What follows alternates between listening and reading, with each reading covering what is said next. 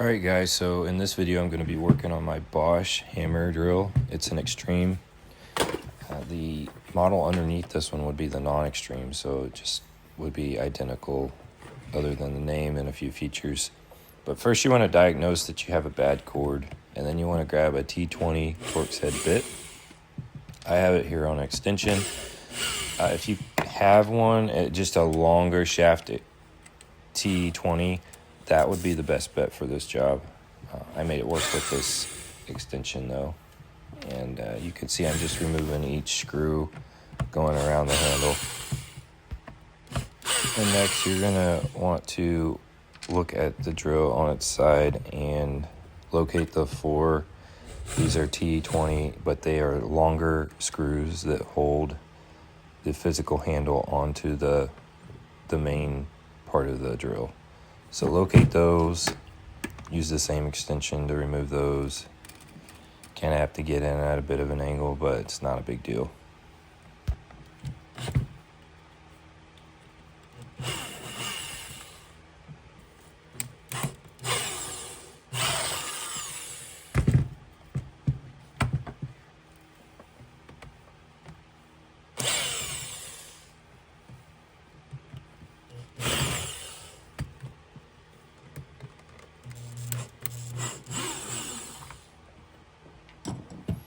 All right, once you get those four screws removed, you're just going to work it out slowly. Here I'm just trying to figure it out myself. This is the first time I've done something on a drill like this, but what I just flipped there is the motor control, so I'm just figuring that part out. Loosening these screws a little more. And this go around particularly, I had a wire that was at the top. It was a white wire little terminal that came undone. Don't worry about that. I'll show you how to hook that up here after we get this wire replaced.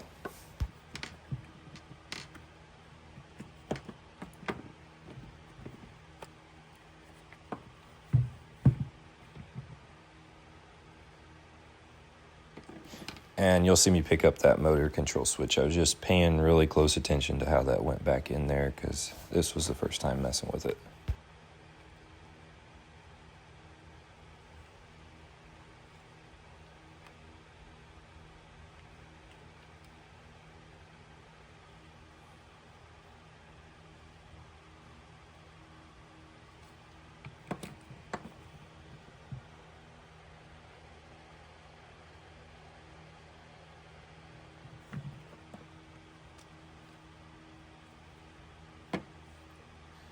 All right, now we're going to be taking the wire out, so you want to pay close attention to how this was put together. You want to look at this little switch here, and you'll see that this switch has two lug terminals, and it is a Torx bit as well. I just wanted to highlight this area. That's the wire that might come off on you, so just make sure that gets put back. But what you're looking for is a T6H Torx bit to get these two lugs off, and it's going to be the black and white wire. You'll see a white wire in the middle that stays on the switch, but you're just going to remove those two lugs off of those wires and pull them out.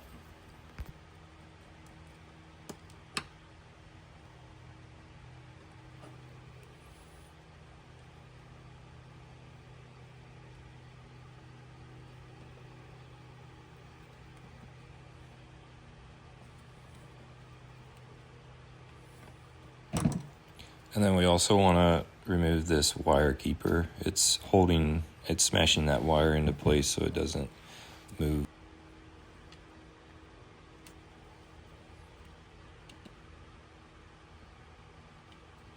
And that keeper requires a T10 Torx bit to get off there.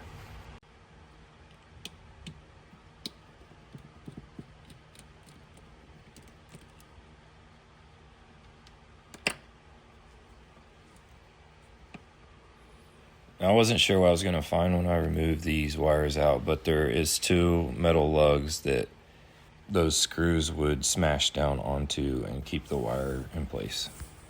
Now we're just going to remove this wire. I'm going to call it a wire keeper as well. It's a pivot point for the wire inside the drill. So remove that, and then I'm going to figure these lugs out. So what I did was grabbed a really small terminal out of my electrical box, and what I'm going to do is just recreate those lugs. And these are crimp-on fittings, so what I'm doing is taking a pair of side cuts and cutting it down, and then you're going to see me put it in the vise and just squeeze, and that's just going to recreate what was there before. I didn't just want to put bare wire in, because then that kind of cuts onto the wire and it can become brittle and just come apart, and you'll be back in doing the same job again. So versus soldering, I thought about that too. Soldering could have been an option, but I just thought this was going to be the best bet, is putting it back the way it was, closest to factory. So that's what I did. I apologize for this video. You can't see me snipping on that terminal, but what I'm doing is turning those side cuts sideways, and I'm just taking a chunk of that material off so it wants to bite down more, because I'm not able to put much material into those lugs. So I'm just being mindful that I want to make this small and compact like it was before. So I'm just really chipping away at that, getting it down to where I can fold those two ears over. Once I cut a section out, I can just fold that over and then shape it into my vise.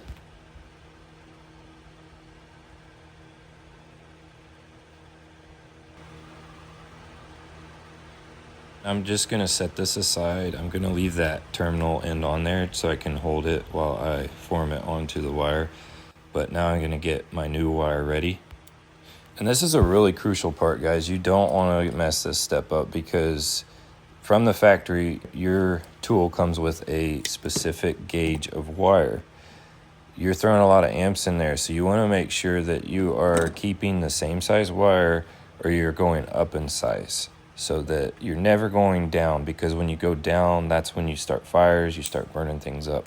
So always keep the same gauge wire or step it up. And for the wire that I'm using, it's bigger, and that reason is because it has a ground added. Yeah, I was shocked that the tool didn't come with a ground. For your guys' sake, if you can't read on that wire what gauge it is, you need to consult with an electrician or someone that knows about wiring and sizing, because this is a crucial part.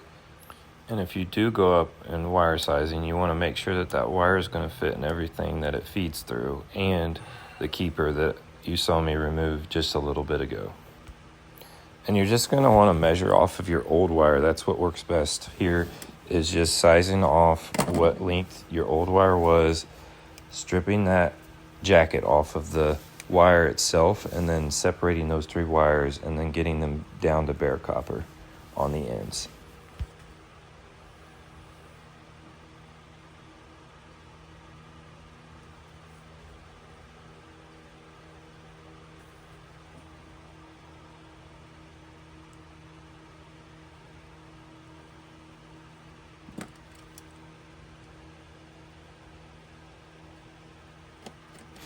Just be extra careful not to nick any of the wires when you're cutting these jackets off. And I'm going to compare these wires side by side, and right here you'll see the extra green wire that is not needed. If this is the only time I would ever cut a ground off of a tool, is if it is just not, it did not come from the factory with that ground. If not, you need to land that ground for safety reasons. But this tool did not have a ground. It came from the factory that way. So I'm putting it back the way it was. So I am going to be cutting that green wire off, because it is not needed in this tool. Well, and you might say someone else might have been in there replacing the wire. I could physically see that this was all factory connections, and there was no physical place for a ground wire. So I rest assured that the engineers here at Bosch knew what they were doing when they put this tool together without a ground. And I also was able to compare the no ground with 3 other hammer drills of the same brand that I had at my shop as well.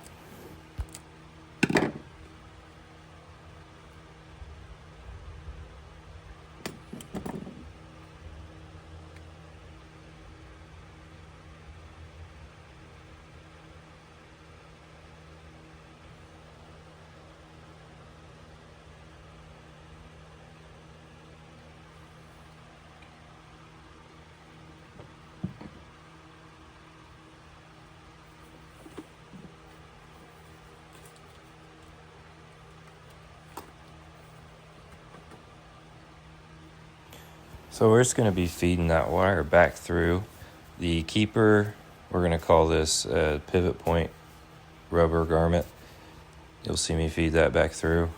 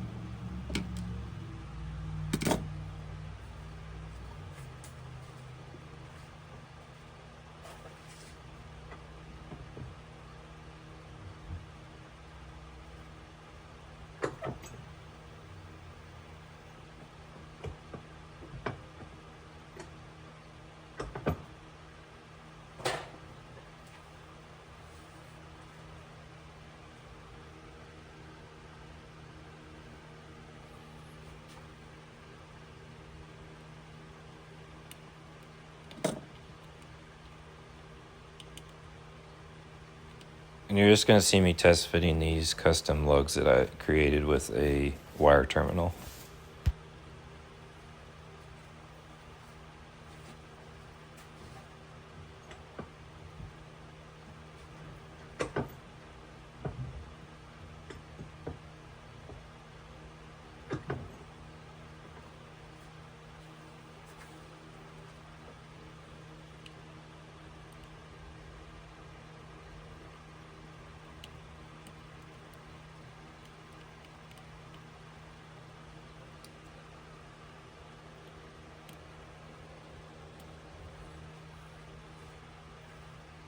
And here's an up close for you guys of how I form these in my vise, just constantly opening and closing, squeezing them until I formed a nice square.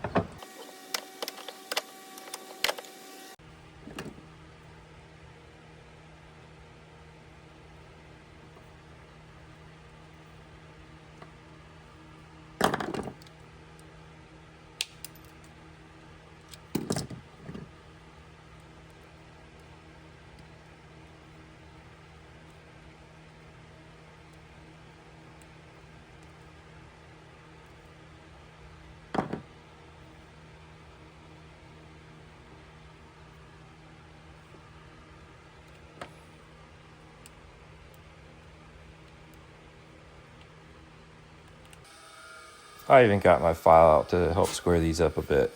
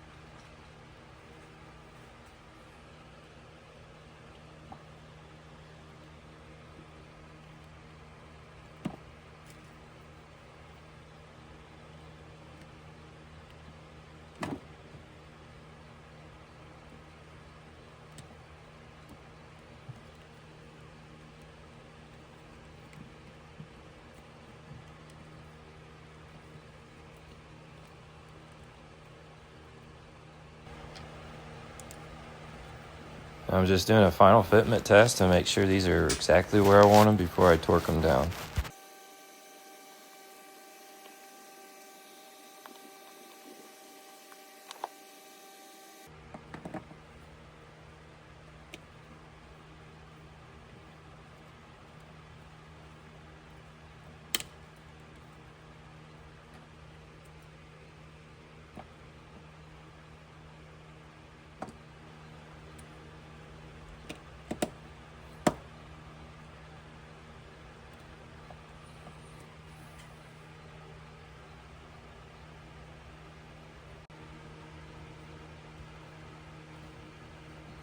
All right, and you're just gonna make sure you put that pivot ball back in there, make sure it fits good, and then you're gonna see me pressing in that location where the wire keeper once was. What I need to figure out now is that wire keeper has more material than it needs to, because keep in mind I went with a wire that had a ground, so it's got more wire stuffed in there.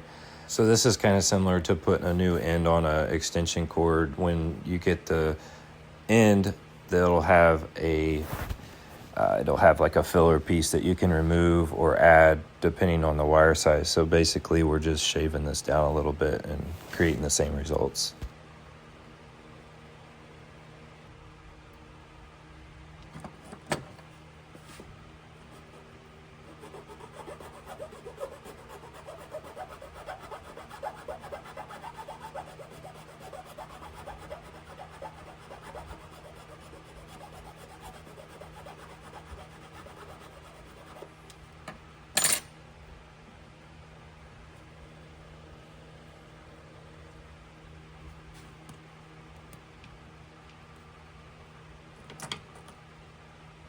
So once you get that keeper where you want it, you're just going to torque that down with a T10 again.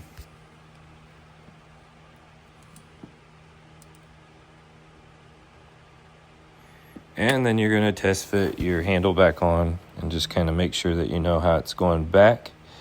You can see I have the red motor speed out still, the little lever that was at the top. I'm just making sure this thing is going to fit back before I get too involved in it. And keep in mind, you're also going to want to hook up that wire that I'm going to do here in a minute at the top that came unplugged.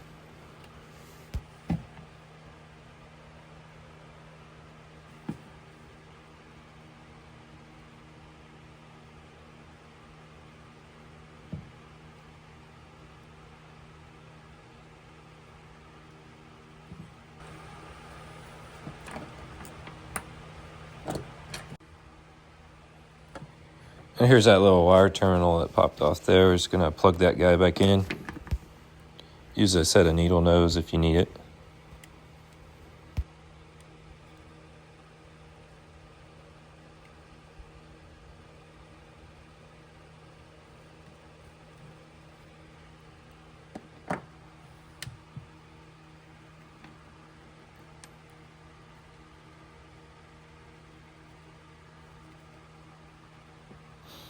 Then we're going to make sure the motor speed switch is put back in the plastic there.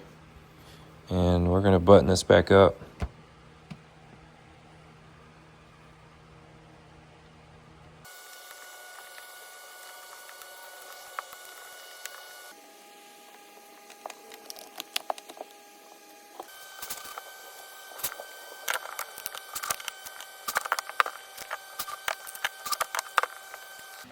And now the moment of truth, guys. We're going to plug this bad boy in, give it power.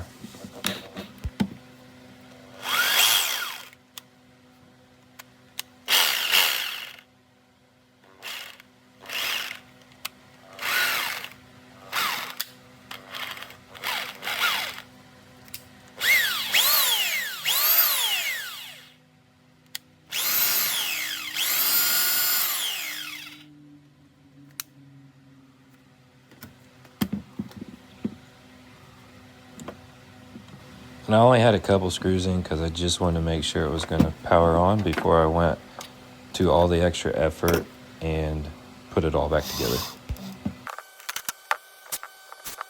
And that's going to wrap things up for today, and I hope this helped.